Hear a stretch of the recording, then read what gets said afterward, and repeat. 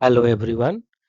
आज से हम लोग सेकेंड ईयर के थर्ड सेमेस्टर के जियोलॉजी पेपर के जो पेपर का टाइटल है molecular biology, bio instrumentation and biotechnique. इस पेपर के अलग अलग यूनिट पे डिफरेंट वीडियोस आएंगे। तो जो पहला वीडियो है वो यूनिट 1 पे है, जिसका टाइटल है प्रोसेस ऑफ ट्रांसक्रिप्शन। और इस यूनिट में 5-6 चीजें हैं, जैसे fine structure of gene, RNA polymerase, transcription factor, formation of initiation complex और प्रोकैरियोट यूकैरियोट में ट्रांसक्रिप्शन। इन सारे टॉपिक्स पे हम अलग अलग वीडियो बनाएंगे।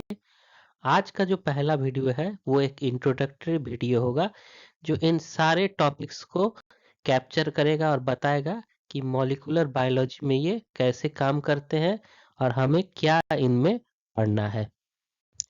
सो स्टूडेंट, जैसे हमने अभी बात किया था कि यूनिट का नाम ही शुरू होता है मॉलिक्यूलर बायोलॉजी से, तो सबसे पहले हमें समझना चाहिए कि मॉलिक्यूलर बायोलॉजी किसे कहते हैं। तो मॉलिक्यूलर बायोलॉजी जीव विज्ञान की वो शाखा है जो जीवन के आणविक स्तर पर समझने पर केंद्रित होते हैं। अगर इसे आसान भाषा में कहा जाए तो मॉलिक्यूलर बायोलॉजी क्या पढ़ता है? डीएनए, आरएनए और प्रोटीन के बारे में। तो अगर कोई पूछे कि मॉलिक्यूलर बायोलॉजी क्या है, तो मॉलिक्यूलर बायोलॉजी बायोलॉजी का एक ऐसा विभाग है जिसमें हम डीएनए, आरएनए और प्रोटीन के बारे में मोस्टली पढ़ते हैं। तो मॉलिक्यूलर बायोलॉजी डीएनए का अध्ययन करती है।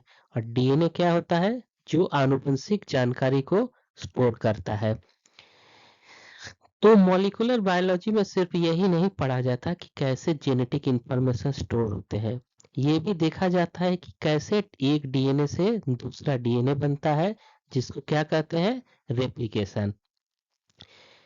कभी कभी इस डीएनए में कुछ चेंजेस आ जाते हैं अचानक से, जिन्हें क्या कहते हैं? म्यूटेशन। मोस्ट केसेस में डीएनए इसको क्या करता है? हमारे पास ऐसे मैकेनिज्म होते हैं कि इसको रिपेयर किया जाता है। तो म्यूटेशन और रिपेयर मैकेनिज्म ये भी मॉलिक्यूलर बायोलॉजी के अंदर पढ़ा जाता है। दूसरे जिसको पढ़ते हैं उसे क्या कहते हैं? आरएनए। आरएनए क्या है आगे आगे हम लोग जानेंगे। तो आरएनए के अंदर क्या पढ़ा जाता है? ट्रांसक्रिप्शन। ट्रांसक्रिप्शन का मतलब क्या है?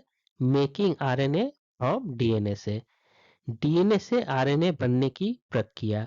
और इस प्रक्रिया को एक नाम दिया गया है, उसका नाम क्या है? ट्रांसक्रिप्शन। इसी के साथ साथ सेल्स में कई तरह के आरएनए पाए जाते हैं, messenger RNA, transfer RNA, ribosomal RNA, miRNA. इन सारे आरएनए को अलग अलग अध्ययन करेंगे कि इनके क्या स्ट्रक्चर है और क्या फंक्शन है। तीसरा बहुत इंपॉर्टेंट है, आरएनए प्रोसेसिंग। आरएनए प्रोसेसिंग क्या है? ये यूकैरियोटिक सेल्स में पाया जाता है।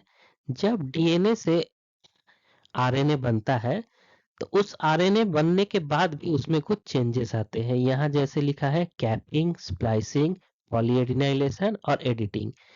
इन सारे टॉपिक्स पे अलग अलग वीडियो आएंगे जिसमें आप इसको डिटेल में समझेंगे कि ये आरएनए प्रोसेसिंग क्यों हो रहा है और इसके क्या रीजन है। तीसरा और महत्वपूर्ण चीज है प्रोटीन। और इसमें पहले लिखा हुआ है translation, making proteins from messenger RNA. जैसे आरएनए का बनना डीएनए से, उसको क्या कहा गया? ट्रांसक्रिप्शन। वैसे ही प्रोटीन का बनना किससे? सारे आरएनए से नहीं, मैसेंजर आरएनए से। उसको क्या कहा जाता है? ट्रांसलेशन। आपने पहले भी पढ़ा होगा कि जो प्रोटीन बनता है वो तब तक काम नहीं करता जब तक कि उसमें क्या ना हो? फोल्डिंग ना हो। तो प्रोटीन फोल्डिंग बहुत इंपॉर्टेंट होता है, उसको भी देखेंगे।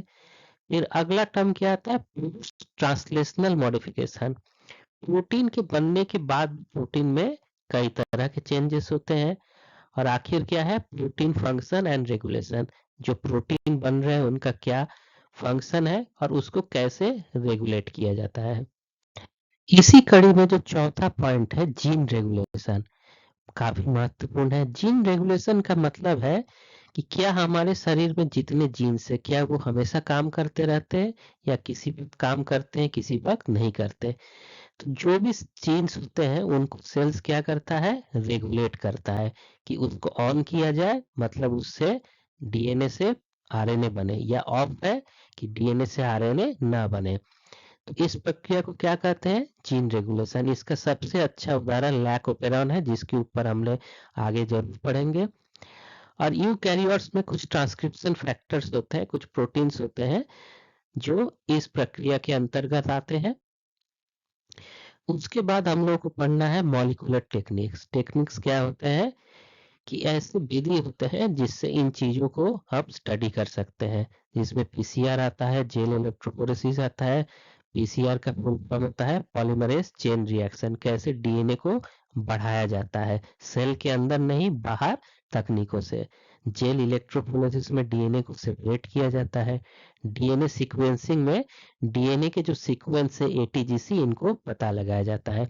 कुछ और टेक्निक है जिनको डिटेल में हम आगे के यूनिट्स में पढ़ेंगे। ये मॉलिक्यूलर बायोलॉजी क्यों इम्पोर्टेंट है, क्योंकि ये इंटरडिसिप्लिनरी काम करता है। आप यहाँ देख सकते हैं कि इसका यूज मेडिसिन में है, किसी बीमारी को पता करने, क्या वो डीएनए की वजह से बीमारी है, या सही से ट्रांसक्रिप्शन नहीं हो रहा है, या उसके प्रोटीन में कोई दिक्कत है। इसी से ड्रग डेवलपमेंट में भी काफी मदद मिलता है। जितने भी आज क्रॉप्स देख रहे हैं, इम्प्रूव वैरायटी है जो ज्यादा ईल्ड देती है, जिसमें बीमारी कम लगते हैं, वो सारे चीजें आज तभी पता चली है, किसके वजह से, मॉलिक्यूलर बायोलॉजी की वजह से। इसी तरह जेनेटिक इंजीनियरिंग से नए क्रॉप बनते हैं, नए एनिमल्स बनते हैं, नए सेल्स बनते हैं। ये सब किसको फॉलो करते हैं, मॉलिक्यूलर बायोलॉजी को। इसी तरह फंडामेंटल अंडरस्टैंडिंग जो काफी सेल के प्रोसेसेस है, वो मॉलिक्यूलर बायोलॉजी के द्वारा ही हो सकता है।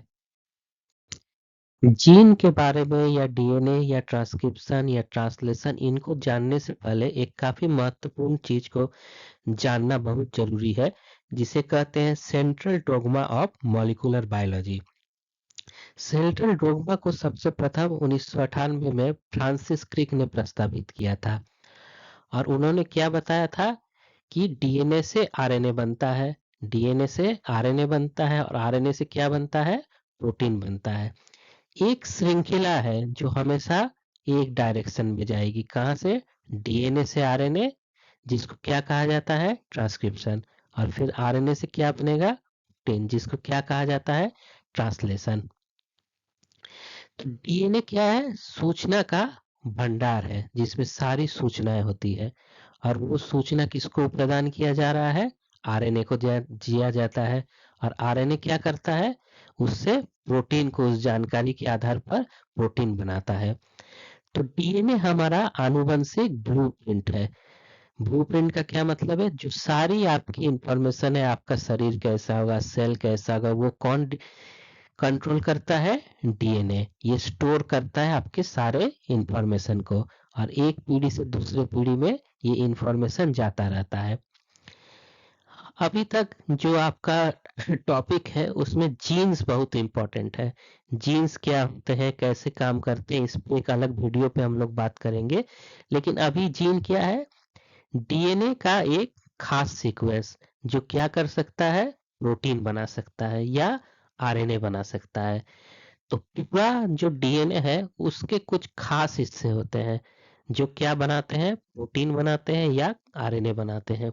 इसको हम आगे काफी डिटेल में इसका जानकारी लेंगे कि क्यों ऐसे रीजंस होते हैं, इनका क्या स्ट्रक्चर होता है, और सारे डीएनए क्यों जीन नहीं होते हैं। फिर डीएनए रिप्लिकेशन से क्या होता है, ये सुनिश्चित करता है कोशिका विभाजन के दौरान आनुवंशिकी जानकारी सही तरीके से जाए। डीएनए रिप्लिकेशन से क्या बनता है, दूसरा डीएनए बनता है। एक सेल में जो डीएनए था वो दो भागों में बढ़ जाएगा, दो नए डीएनए होंगे और वो दोनों सेल्स में जाएंगे, जिससे निरंतरता बनी रहेगी। जो दूसरा चरण होता है उसको क्या कहते हैं, ट्रांसक्रिप्शन। ट्रांसक्रिप्शन अभी बताया गया क्या होता है, आरएनए का बनना किससे। ट्रांसक्रिप्शन जीन अभिव्यक्ति का पहला चरण है।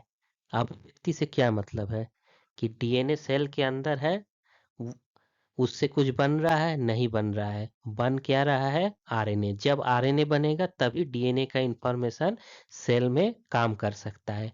इसीलिए ट्रांसक्रिप्शन को क्या कहा जाता है? जीन अभिव्यक्ति का पहला चरण, first step of gene expression. Gene क्या है? डीएनए अंदर वो हिस्सा है जो क्या बना सकते हैं? आरएनए। इस प्रक्रिया को कौन करता है? Enzyme RNA polymerase. RNA polymerase वो एंजाइम है जो डीएनए से क्या बना सकता है? आरएनए बना सकता है। इस प्रोसेस के 3 चरण होते हैं, इनिशिएशन, इलॉन्गेशन और टर्मिनेशन। इनिशिएशन का क्या मतलब है? कि शुरुआत। शुरुआत कैसे होगा? जब आरएनए पॉलीमरेज कहाँ आएगा? डीएनए के एक खास हिस्से पे आएगा। उस खास हिस्से का क्या नाम है? Promoter region. इसको हम लोग अगले वीडियो में डिस्कस करेंगे कि प्रोमोटर रीजन क्या होता है और कैसे आरएनए पॉलीमरेज को पता चलेगा कहाँ उसका प्रोमोटर है। जब ये आ जाएगा तो क्या करेगा? आरएनए सिंथेसिस करेगा। किसके? डीएनए में जैसा लिखा है उसी के कंप्लीमेंट्री। जो डीएनए में लिखा होगा उसी के भाषा को ये क्या करेगा? ट्रांसफर करेगा, उसी भाषा में आरएनए बनेगा। और बहुत इंपॉर्टेंट बात है, सभी को ध्यान रखना है कि हमेशा क्या होता है आरएनए का सिंथेसिस? 5 प्राइम से 3 प्राइम डायरेक्शन में दिशा में आरएनए का संश्लेषण होता है। काफी ज्यादा बार ये क्वेश्चन एमसीक्यू में पूछा जाता है, एंट्रेंस में पूछा जाता है कि आरएनए किस दिशा में बनता है, तो वो हमेशा किस दिशा में बनता है? 5 प्राइम से 3 प्राइम के दिशा में बनता है। जब आरएनए बनने लगता है तो एक खास सीक्वेंस तक ये बनता जाएगा। उसके बाद क्या होगा? ये कहीं रुकना है, अगर नहीं रुका तो वो बनता जाएगा, जितना जरूरत नहीं उससे भी ज्यादा बन जाएगा। तो हमेशा बनने के बाद क्या एक स्थिति आती है? टर्मिनेशन, जहाँ क्या होता है? आरएनए पॉलीमरेज रुक जाता है और आगे आरएनए नहीं बनता है। इन सारे प्रक्रिया से क्या बना? मैसेंजर आरएनए, जो क्या करता है? डीएनए के सूचना को अपने अंदर समाहित कर लेता है। और क्या बनता है? दूसरे तरह के RNA, transfer RNA, ribosomal RNA, MI RNA, SN RNA, इनको फंक्शनल आरएनए कहा जाता है। जब हम लोग आरएनए के बारे में पढ़ेंगे तो ये डिस्टिंक्शन देखेंगे कि मैसेंजर आरएनए वो आरएनए है जो प्रोटीन बना सकता है। बाकी के जितने आरएनए हैं इनका काम तो है, ये फंक्शनल है, लेकिन ये कोडिंग का काम नहीं करते। अगला जो महत्वपूर्ण जानकारी है वो ये है कि ट्रांसक्रिप्शन कहाँ होता है। प्रोकैरियोट में कोई न्यूक्लियस जैसा स्ट्रक्चर नहीं होता, बस साइटोप्लाज्म होता है, तो उसमें ट्रांसक्रिप्शन कहाँ होगा? साइटोप्लाज्म में ही होगा। लेकिन यूकैरियोट्स में कहाँ होता है? न्यूक्लियस में। जहाँ डीएनए रहता है उसी न्यूक्लियस के अंदर ट्रांसक्रिप्शन का प्रोसेस होता है और डीएनए से क्या बनता है? आरएनए बनता है। उसके बाद आरएनए में प्रोसेसिंग होता है और उसे क्या किया जाता है? एक्सपोर्ट किया जाता है, मतलब न्यूक्लियस के बाहर दिया जाता है। उसको अगले स्टेप में जानेंगे। अभी हम लोग बात कर रहे थे ट्रांसक्रिप्शन का, जिसमें डीएनए से आरएनए बना था। अगला चरण होता है आरएनए प्रोसेसिंग का, और ये चरण सिर्फ किस में होता है? यूकैरियोट्स में, प्रोकैरियोट्स में नहीं होता। क्यों नहीं होता? कि प्रोकैरियोट्स में जो डीएनए रहता है वो भी साइटोप्लाज्म में है और आरएनए भी साइटोप्लाज्म में है। अभी हम लोग बात किए कि यूकैरियोट में क्या है? डीएनए न्यूक्लियस के अंदर था, वहां आरएनए बना, फिर आरएनए को वहां से बाहर किया गया। तो बाहर करने से पहले इसमें 3 महत्वपूर्ण काम होते हैं। एक का नाम है 5 प्राइम कैपिंग, एक का नाम है 3 प्राइम पॉलीएडिनाइलेशन और तीसरा स्प्लाइसिंग है। ये आपके सिलेबस में अलग अलग जगह दिए हैं, जिसके डिटेल में हम देखेंगे इसका क्या प्रोसेस होता है। शॉर्ट में ये कह सकते हैं कि जैसे ही मैसेंजर आरएनए जा रहा है, और जो आरएनए प्रोसेसिंग का हम लोग बात कर रहे हैं वो मोस्टली मैसेंजर आरएनए का कहते हैं। तो अभी हम आपको बताए थे कि आरएनए सिंथेसिस किस डायरेक्शन में हो रहा था? 5 प्राइम से 3 प्राइम की तरफ हो रहा था। तो उसमें 5 डैश में जब बन जाता है, एक मेथाइलेटेड गुआनिन इसमें ऐड किया जाता है, जिसको क्या कहते हैं? 5 प्राइम कैपिंग। जो 3 प्राइम एंड होता है उसमें कई सौ एडेनिन के पॉली ए टेल लगाया जाता है। इसको कैप नाम दे दिया गया, तो दूसरे का क्या नाम दे दिया गया? टेल। और टेल कहाँ लगा? 3 प्राइम एंड में। एक और महत्वपूर्ण काम होता है जिसको कहा जाता है स्प्लाइसिंग। जिसमें कहा जाता है removal of introns, joining of action. अभी तक हम इंट्रॉन एक्सन को नहीं जानते, अगले लेक्चर में या वीडियो में इनकी बात करेंगे। तो अगर इसको समझना हो तो स्प्लाइसिंग का मतलब ये होता है कि मैसेंजर आरएनए बहुत लंबा बनता है, उसको काट के छोटा किया जाता है। तो क्यों काटा जाता है इसको अगले वीडियो में हम लोग डिटेल में जानेंगे। जब आरएनए बाहर आता है, अब आरएनए का क्या काम है, प्रोटीन को बनना, जिसे हम लोग क्या कहते हैं, ट्रांसलेशन। जो मैसेंजर आरएनए का कोड था उससे क्या बनेगा, प्रोटीन। प्रोटीन क्या होते हैं, पॉलीपेप्टाइड चेंज होते हैं, कई एमिनो एसिड्स होते हैं। अभी हम लोग बात किए कि ट्रांसक्रिप्शन कहाँ हो रहा था, न्यूक्लियस के अंदर। ट्रांसलेशन कहाँ होगा, साइटोप्लाज्म में। और कौन इसमें मदद करेगा, राइबोसोम।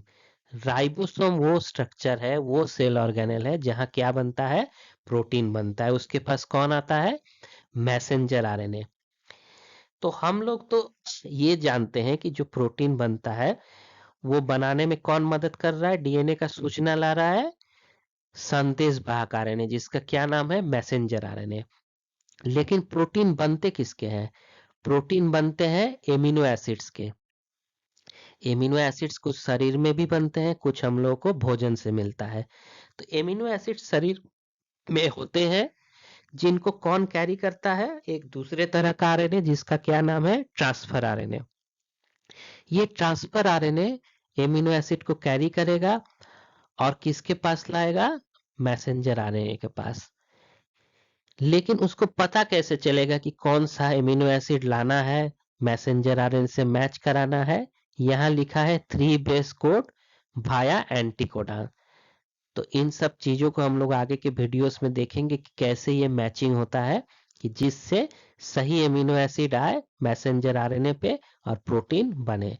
जैसे ट्रांसक्रिप्शन में 3 चरण थे, इसमें भी 3 चरण है, इनिशिएशन, इलोंगेशन और टर्मिनेशन। इसमें वहां कहाँ शुरुआत होता था, आरएनए पॉलीमरेज प्रमोटर में आता था। यहाँ क्या होता है, राइबोसोम का असेंबली होता है। कहाँ पे होता है, स्टार्ट कोडॉन। स्टार्ट कोडॉन कहाँ होगा, मैसेंजर आरएनए में होगा। जो पहले 3 कोडॉन होते हैं उसको एयूजी कहा जाता है, यहीं से प्रोटीन का सिंथेसिस चालू होगा। फिर ट्रांसफर आरएनए एक एक करके एमिनो एसिड लाएगा और इसी के जो सीक्वेंस है, कोड है आरएनए का, उससे जोड़ता रहेगा। किससे जोड़ता है, पेप्टाइड बॉन्ड से। ऐसा तो होगा नहीं कि ये चलता रहेगा, कहीं ना कहीं ये रुकेगा। रुकता कब है, जिसको ये 3 कोडान मिल जाते हैं, स्टॉप कोडान उसको कहते हैं, उआ, उगा और उगा, जिससे प्रोटीन बनना बंद हो जाता है और पॉलीपेप्टाइड अलग हो जाते हैं। और ये जो पॉलीपेप्टाइड होते हैं वो फाइनली क्या बनाते हैं, प्रोटीन बनाते हैं। ये एक डायग्राम है, इसको समझने के लिए ये प्रोकैरियोट में पूरे प्रोसेस को दिखा रहा है कि कैसे डीएनए से क्या बन रहा है, आरएनए बन रहा है। किसके मदद से, आरएनए पॉलीमरेज से। फिर इसी आरएनए पॉलीमरेज से जो आरएनए बना वो क्या बनाता है, प्रोटीन बनाता है। तो जो पहले कह रहे थे कि साइटोप्लाज्म में भी आरएनए बन रहा है और वही साइटोप्लाज्म में आरएनए से फिर क्या बन रहा है, प्रोटीन बन रहा है। इसको क्या कहते हैं, कपल ट्रांसक्रिप्शन ट्रांसलेशन, दोनों साथ में हो रहा है। जबकि यूकैरियोट में ऐसा नहीं होता। यूकैरियोट का देखते हैं तो आरएनए कहाँ बन रहा है, न्यूक्लियस के अंदर। फिर इसमें स्प्लाइसिंग हो रहा है, कैप लग रहा है, टेल लग रहा है और ये बाहर आ रहा है। फिर ट्रांसलेशन से इस आरएनए से क्या बनता है, प्रोटीन बनता है। तो इसमें ट्रांसक्रिप्शन और ट्रांसलेशन क्या है, स्पेशियली सेपरेटेड। स्पेशियली का क्या मतलब, कि एक स्पेस में जो न्यूक्लियस है वो आरएनए बना और दूसरा स्पेस क्या है, साइटोप्लाज्म में, जहां प्रोटीन बना। लास्ट क्या है, हमारा फाइनल प्रोडक्ट क्या बन रहा है, प्रोटीन्स बन रहा है। प्रोटीन्स क्या है, हमारे कोशिकाओं में मुख्य कार्य करने वाले अणु है। जो हम लोग मॉलिक्यूलर बायोलॉजी पढ़ रहे हैं उसमें हमने देखा डीएनए से आरएनए बना, आरएनए से प्रोटीन बना। जो डीएनए था वो सारा सूचना रखा था, आरएनए उस सूचना को बाहर तक पहुंचाए और जिससे क्या बने, प्रोटीन बन सके।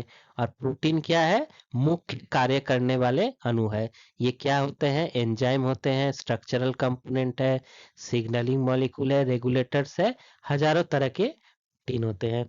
जो डीएनए में संग्रहित जानकारी को अंतिम या सक्रिय उत्पाद क्या है, प्रोटीन है।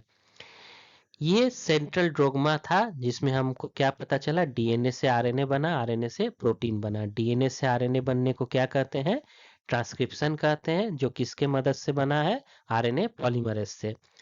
फिर प्रोकैरियोट में वही आरएनए बाहर आता है, प्रोटीन बाहर नहीं आता, साइटोप्लाज्म में ही प्रोटीन बनाने लगता है, जिसको क्या कहते हैं, ट्रांसलेशन कहते हैं। लेकिन यूकैरियोट में क्या हुआ, आरएनए कहाँ बना, न्यूक्लियस के अंदर, फिर उसमें कैप लगा, टेल लगा, स्प्लाइसिंग हुआ, बाहर आया, फिर वो साइटोप्लाज्म में राइबोसोम के पास गया जहां प्रोटीन बनने लगा। इस सेंट्रल डोग्मा के भी कुछ एक्सेप्शंस पता चले। उसमें से सबसे इंपॉर्टेंट क्या है, रिवर्स ट्रांसक्रिप्शन। रिवर्स का क्या मतलब है, ट्रांसक्रिप्शन का क्या मतलब है, डीएनए से आरएनए का बनना। तो रिवर्स कर दो तो क्या होगा, आरएनए से डीएनए बन जाएगा। एक तरह के वायरसेस होते हैं जिनका नाम है रेट्रोवायरस, जिसका एग्जाम्पल है एचआईवी वायरस, जिसमें ये पाया गया कि आरएनए क्या बनाता है, डीएनए बना लेता है। इसी तरह दूसरा क्या है, आरएनए रिप्लिकेशन। आरएनए हमेशा कहां से बनता है, डीएनए से। लेकिन यहाँ क्या हो रहा है, आरएनए वायरस क्या कर रहा है, खुद ही अपने आरएनए से दूसरा आरएनए बन रहा है, उसको डीएनए का जरूरत ही नहीं है। तीसरा क्या है, नॉन कोडिंग आरएनए। ऐसा माना जाता है कि आरएनए का क्या काम है, प्रोटीन बनाना, लेकिन हम लोग देखें कुछ ऐसे आरएनए होते हैं जिनका काम प्रोटीन बनाना नहीं होता, उसके अलग फंक्शन है। एक और टर्म आता है जिसको एग्जाम में काफी बार पूछा भी गया है, प्रायोन्स क्या होते हैं। तो यहाँ जो प्रोटीन बनता है उसको प्रॉपर फोल्डिंग होने के बाद ही वो काम करता है। कुछ प्रोटीन क्या होते हैं, मिसफोल्डेड हो जाते हैं, उनको क्या कहते हैं, प्रायन। और ये क्या काम करते हैं, ये इन्फेक्शस प्रोटीन होते हैं, इससे बीमारियां होती है। तो आज के वीडियो में हम लोग क्या जाने कि हमें क्या पढ़ना है, इस यूनिट में क्या क्या चीजें हैं, ट्रांसक्रिप्शन, ट्रांसलेशन, इन चीजों के बारे में जाने, सेंट्रल डॉग्मा ऑफ बायोलॉजी क्या है ये जाने, और इसके क्या एक्सेप्शन है। नेक्स्ट वीडियो में हम लोग जीन के स्ट्रक्चर के बारे में पढ़ेंगे। Thank you.